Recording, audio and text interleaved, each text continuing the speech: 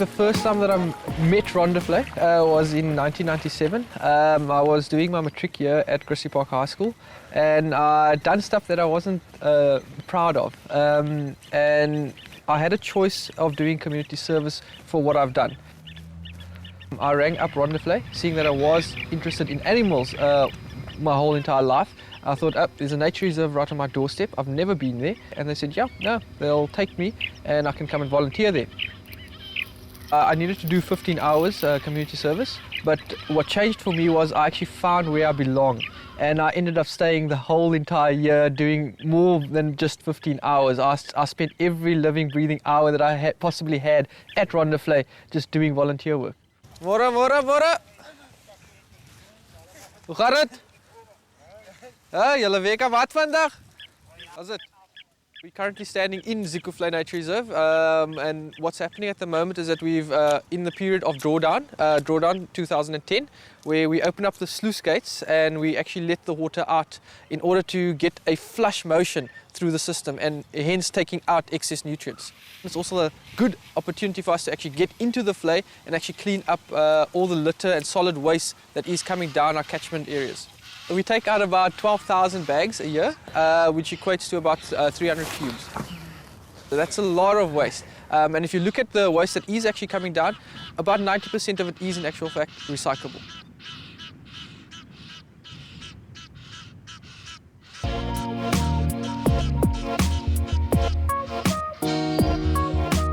The False Bay Ecology Park is 1,200 hectares in size, and it consists of two formally proclaimed nature reserves, the Rondevlei Nature Reserve and the Rondevlei Nature Reserve.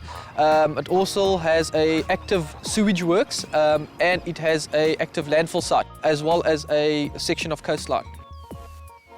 You've got over 320 different plant species. You've got about 270 different bird species, about 21 mammal species, about 14 amphibian species, and there's reptiles, there's fish. In terms of biodiversity, it's all year. Jy voel 'n bietjie nat nog, né? Ja, nog 'n bietjie uitdroog. Okay. Eintlik pysend is. Oh. Dit is met plastic. Okay. Vat maar jou woord daarvoor. Ek weet wat jy doen. We're actually in the center of the southern birding area, better known as the Cape Flats Wastewater Treatment Works.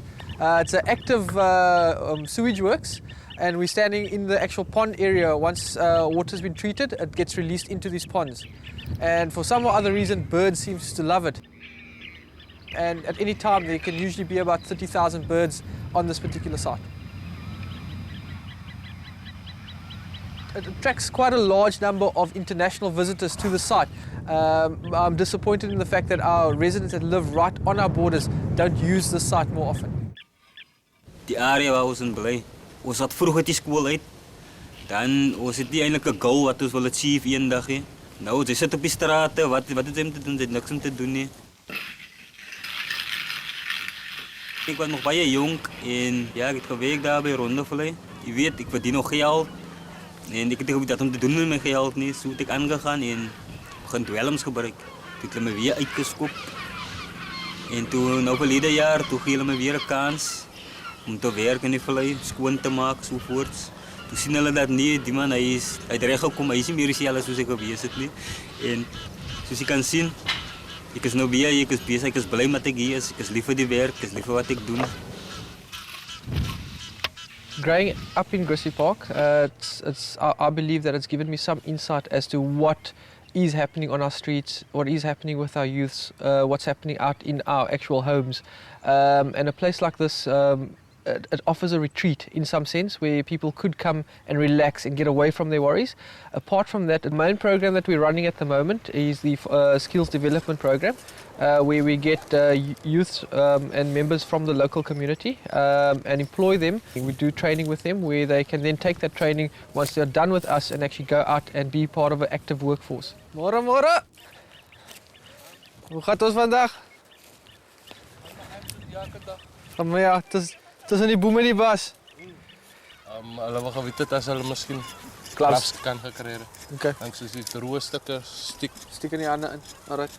Ons het gloves by Rondevlei, so gee my net 'n telling hoeveel mense kan die gloves uitkry vir julle. Okay.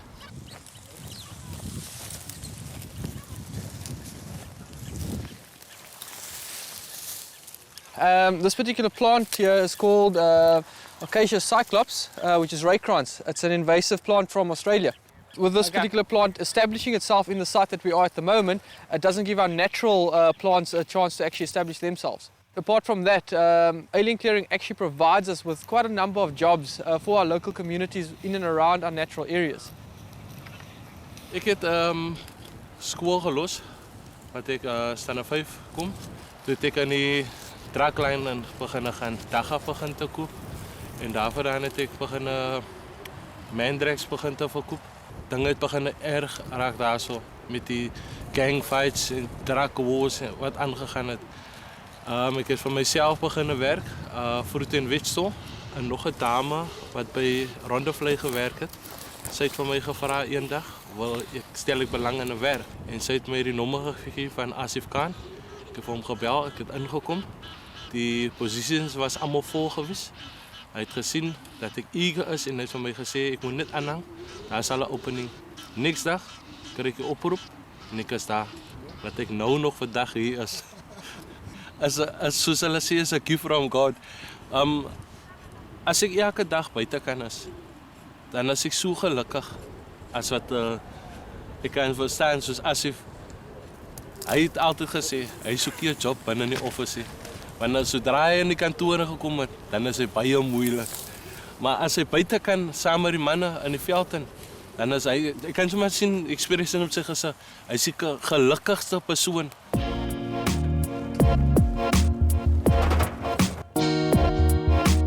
We've actually got guys coming through this section here.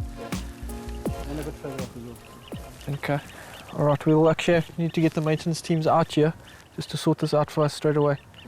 But we're probably going to need to monitor this section a bit more closely just to see what the guys are actually coming in here to do. Wanneer laas was julle hier by Rondevlei gewees? Lang laat. So, was julle al hier gewees al? Ons was al klonkie aan. Okay, so julle weet wat hier aangaan. As we moet aan. By klippe. Okay. As jy by hier gaan. Ja. Dan gaan ons daar champo daar gaan swem aan. Okay.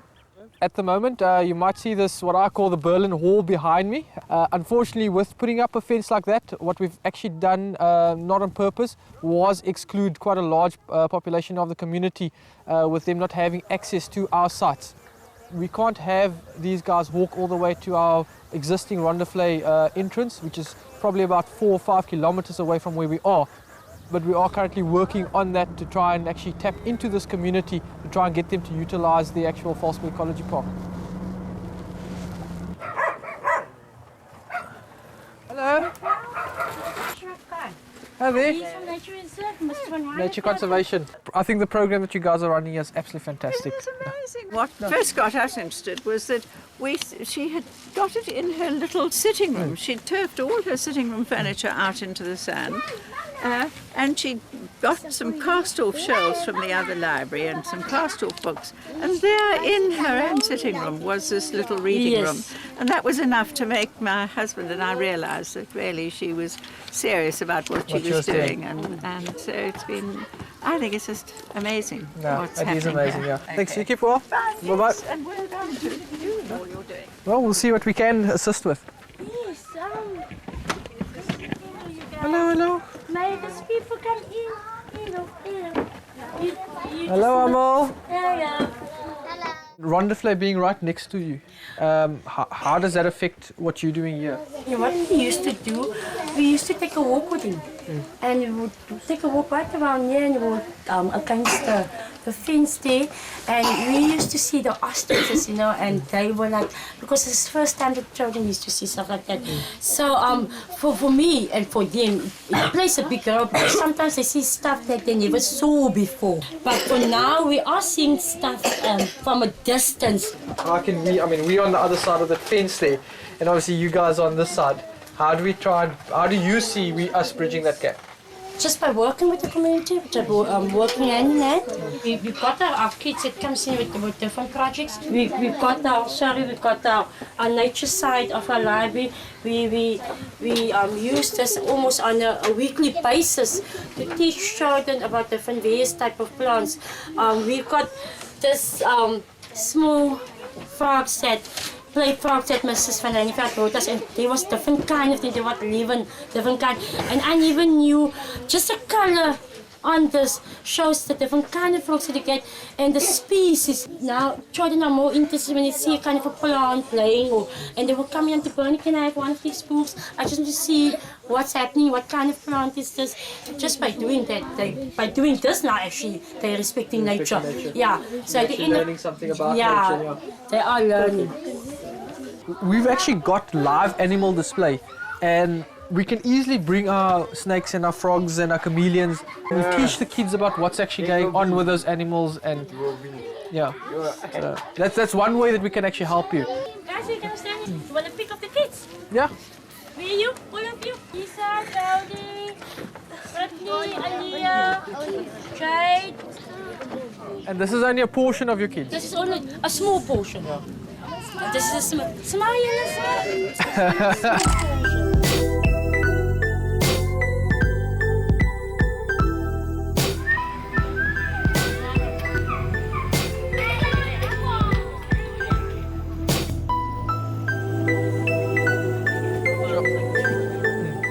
I've got a very special place in my heart for this place. I mean, it's part of where I grew up, it's part of my heritage, and I believe that I do take ownership somewhat of this area, but I also try and instill that ownership into other people.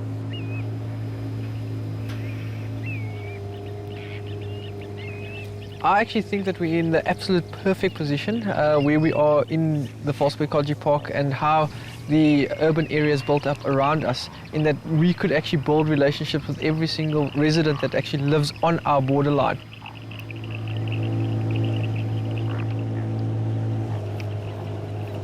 Dead ahead.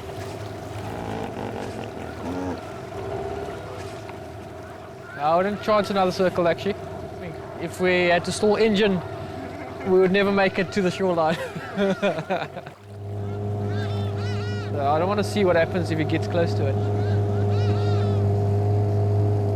I suppose I don't feel like I'm coming to work.